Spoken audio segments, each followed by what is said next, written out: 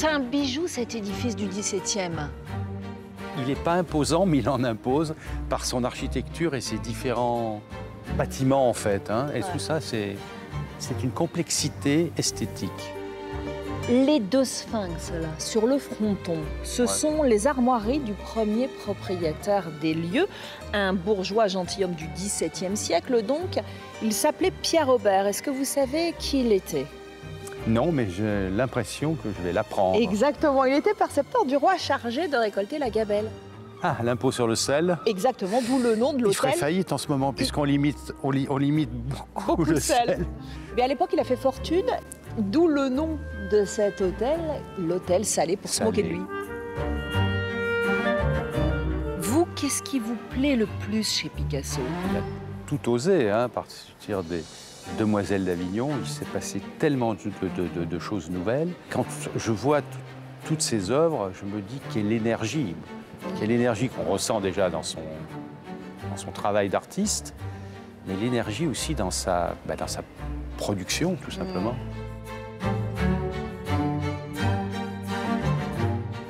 Bonjour Guy Savoie. Bonjour. Chef, j'ai pas le droit. Vous pouvez, mais je préfère le mot cuisinier. Cuisinier, pas n'importe quel cuisinier, triplement étoilé à la tête du meilleur restaurant au monde, selon le classement La Liste. Dans cette émission, on va revenir sur ce parcours hors norme au firmament de la gastronomie française. Mais avant, ça vous tente d'aller voir la dernière exposition du musée Picasso? Ça m'enchante. Allez, on y va.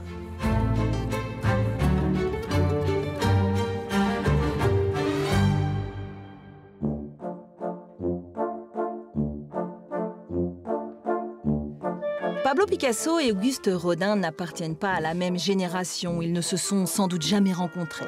A priori, rien ne lie les deux artistes, hormis leur génie respectif. Et pourtant, ces deux précurseurs qui ont ouvert la voie à la modernité dans l'art engagent un dialogue secret dans ce magnifique hôtel particulier.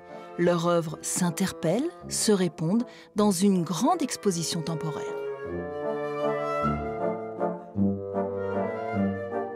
Bonjour Virginie. Bonjour, bienvenue. Merci de nous accueillir. Pourquoi est-ce que vous avez eu envie de les faire se rencontrer, de les faire dialoguer? Comment a germé cette idée-là? Ce qu'on a voulu montrer dans l'exposition, c'est que tous les deux avaient ce rapport à la création qui était profondément expérimental, qu'on peut tisser un certain nombre de convergences artistiques entre l'œuvre de Picasso et l'œuvre de Rodin, notamment dans l'invention des processus comme la technique de l'assemblage, le travail en série, qui sont autant de thèmes qu'on aborde dans l'exposition. Bon, vous êtes plutôt Picasso ou plutôt Rodin? Je vais dire plutôt Picasso. Ouais. Mais moi, je ressens toujours l'énergie, quoi. C'est l'énergie qui... C'est l'énergie qui les anime. Voilà. Ouais. C'est le monument à Balzac, de Rodin, évidemment. C'est une sculpture qui a énormément influencé Picasso. De quelle manière? On est ici dans une salle autour de 1900. 1900, c'est l'année de l'arrivée de Picasso à Paris et c'est le premier choc avec Rodin. Quand il se représente en peintre dans son autoportrait bleu en 1901, c'est drapé dans son manteau de peintre comme va l'être Balzac dans sa robe de chambre pour le monument de Rodin. Ce que je ressens ici, il y a un comédien et là, il y a un spectateur.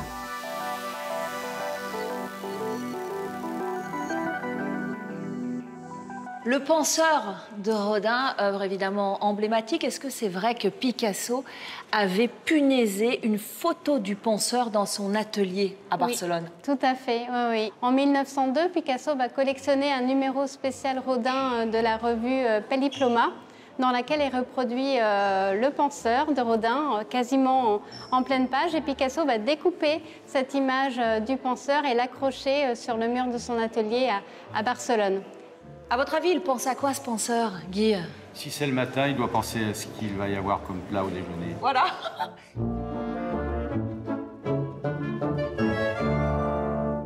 Là, c'est la grande baigneuse au livre de Picasso, directement inspirée, enfin en tout cas c'est l'interprétation qu'on en a, du penseur qu'on vient de voir. Alors voilà, Picasso ne s'est jamais revendiqué du penseur quand il a peint sa grande baigneuse au livre en 1937, mais on y retrouve exactement la même pose que le penseur de Rodin. On voit que Picasso va réutiliser la même palette, une sculpture qui a l'air très proche du plat. C'est quasiment une sculpture en peinture. Absolument, mais c'est ce qu'on ressent tout de suite en regardant. Hein. Oui, on voit le volume se détacher de... Voilà. S'il y a vraiment la 3D. Exactement, c'est assez troublant.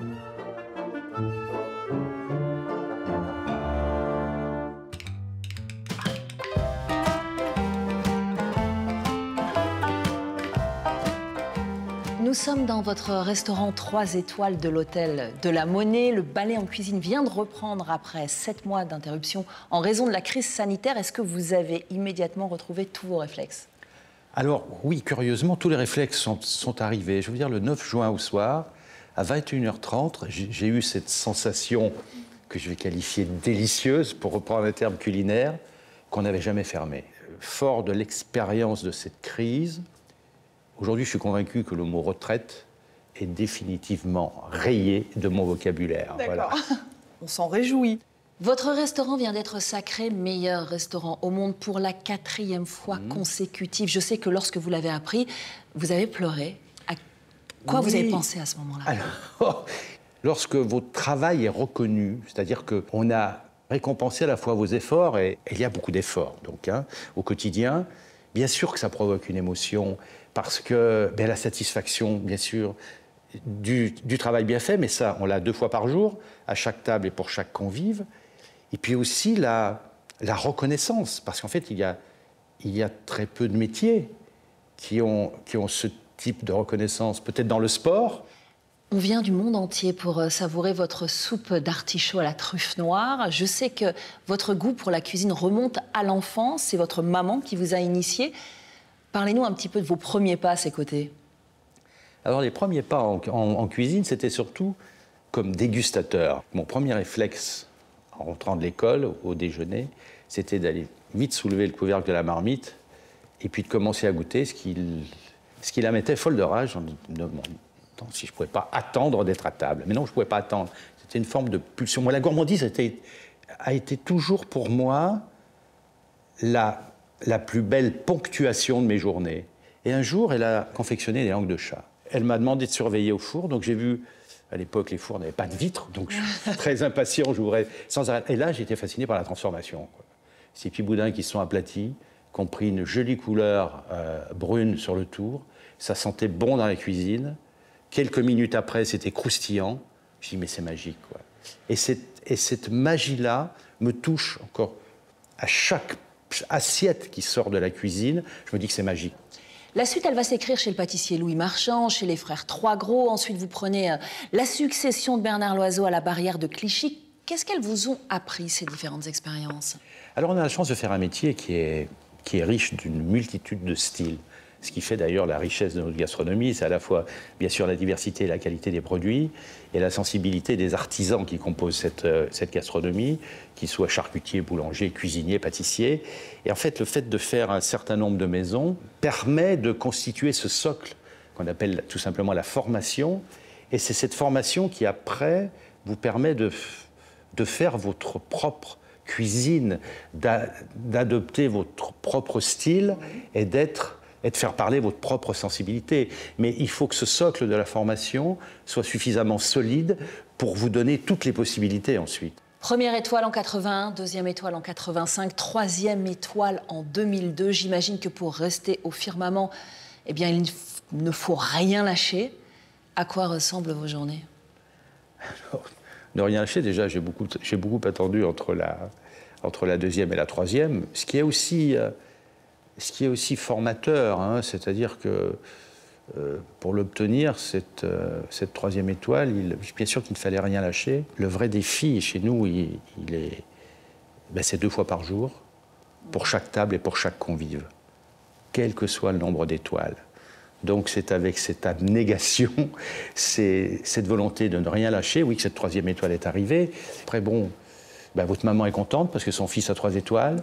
Vous, petit ressort que vous compressiez toutes les années en disant, bon, c'est pas cette année, alors que la presse disait, mais pourquoi il n'a pas 3 étoiles? Donc voilà, le jour où elle arrive, oui, c'est un moment formidable, qui, moi, m'a libéré d'une... Pression.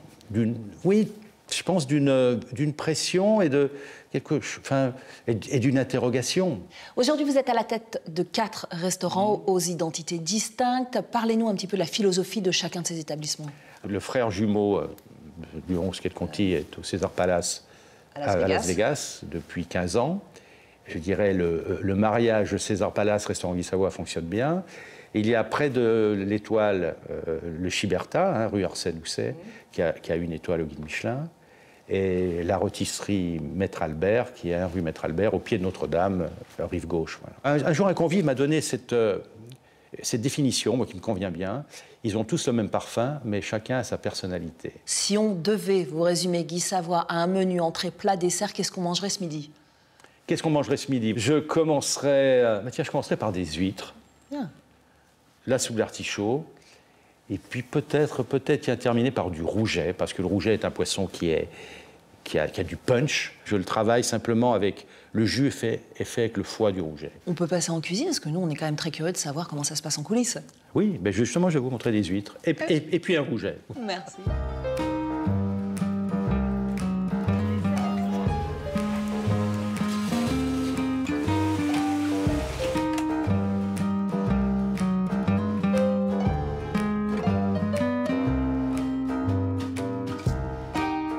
Là, on a des huîtres. Je vous ai parlé d'huîtres. Donc, huîtres sur plusieurs versions.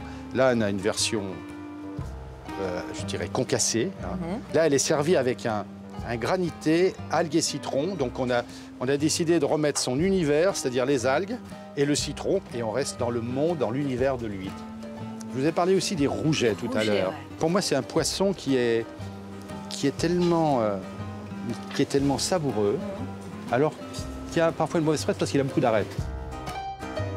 Oh, et ça... Alors ça, c'est bon. N'ayez pas... Ça, il faut être nombreux à table. N'ayez pas peur. Bon, mais ça, c'est le genre de plat qu'on peut faire dans un restaurant parce qu'il y a un certain nombre de convives et que, bien sûr, là, c'est un dos de veau, en fait. C'est le dos du veau qui est cuit entier. Après, il est simplement, je dirais, recouvert d'épices pour marquer sa saveur. C'est beau, hein. Magnifique.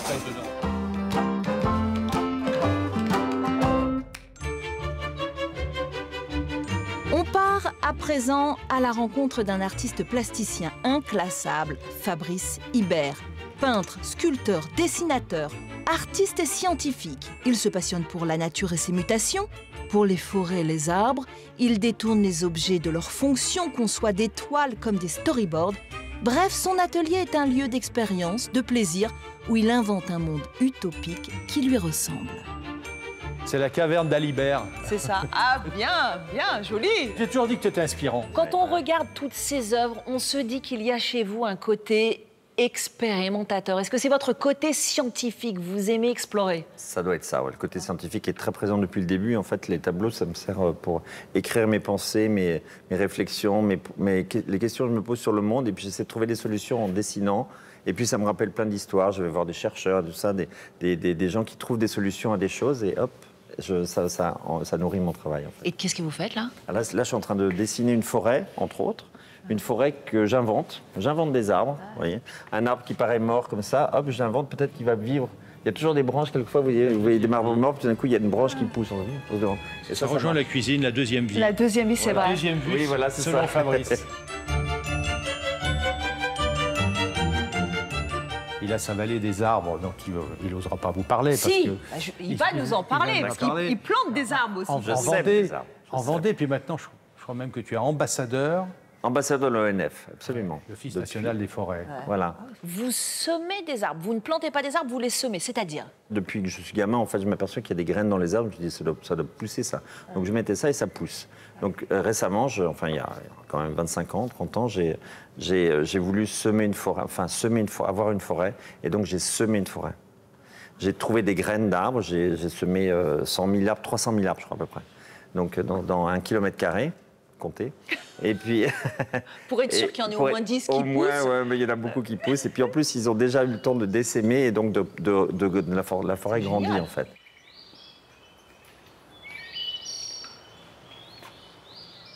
Comment est-ce que vous vous êtes rencontrés tous les deux? C'est une histoire qui dure depuis longtemps? C'est une histoire d'amour qui dure depuis longtemps, hein, mon cher Oula. Fabrice. Non, mais ça a commencé avec une toile, une de tes toiles que j'ai achetée chez Jérôme de Noirmont. Voilà, c'est ça. Puis après, on s'est On s'est rencontrés. Et puis, dans un atelier, je me souviens très bien, puis où je faisais un projet où j'essayais de trouver toutes les couleurs de la cuisine de Guy.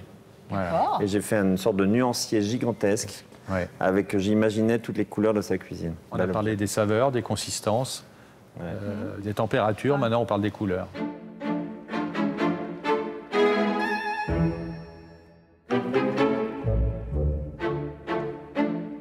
Comment vous l'avez conçu, cet arbre? Cet arbre-là, c'est un arbre qui faisait partie d'un ensemble qui s'appelait le prototype du paradis. Et j'ai imaginé que toutes les couleurs étaient changées. C'est-à-dire que les bonhommes étaient verts et puis les feuilles étaient la couleur des peaux d'hommes du monde entier. Bon, puisqu'on est au paradis, sous cet arbre, on va faire un vœu. Pour les semaines, les mois à venir, qu'est-ce qu'on peut vous souhaiter à l'un et à l'autre? Guy? Que l'activité reste aussi tonique, que l'atmosphère soit aussi gourmande et que la passion ne s'émousse jamais. Que la création, l'inventivité fasse renaître tout ce monde qui est formidable. Sur ces bonnes paroles, on va se quitter. Merci à tous les deux. Merci Guy Savoy. Vous pouvez bien sûr retrouver le Paris des Arts consacré à Guy Savoy sur notre site internet. Et puis, vous le savez maintenant, le Paris des Arts se poursuit également sur les réseaux sociaux. Je vous dis à très vite pour de nouvelles aventures.